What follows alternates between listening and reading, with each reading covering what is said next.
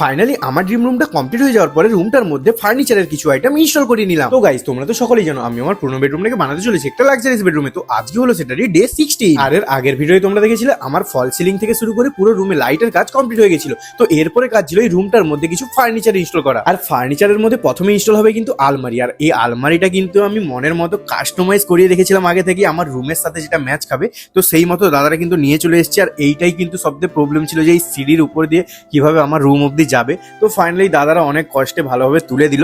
তো এবার এটা কি ফিট করার পালা। সত্যি বলতে এটা তো আমার দারুণ লেগেছে। দাদাকে যেমনটা ছবি দেখেছিলাম ঠিক তেমন ডিজাইনটাই কিন্তু করে দিয়েছে। আর হ্যাঁ, আমার বাকি যে আসবাবপত্রগুলো সেই কালারেই কিন্তু এটা তৈরি হয়েছে, যেটার জন্য আরো সুন্দর লাগছিল।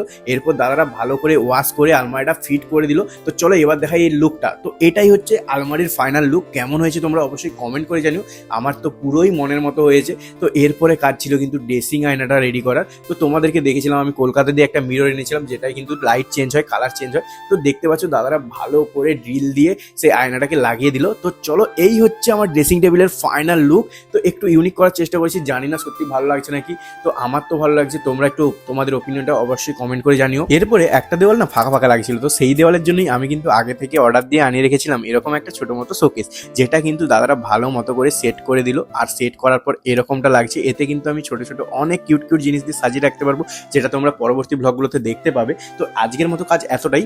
এখনো মেন ফার্নিচার মানে হচ্ছে আমার খাট, যেটা কিন্তু এখনো হয়নি, সেটা হলে কিন্তু তোমরা দেখতে পাবে। তো আজকের মতো ফার্নিচার লাগানোর কাজ এতটাই। তো তোমরা দেখলে পুরোটা তোমাদের ওপিনিয়নটা অবশ্যই কমেন্ট করে জানিও। তোমার সাথে দেখা হচ্ছে অন্য ব্লগে, অন্য পার্টে, অন্য আপডেটের সাথে।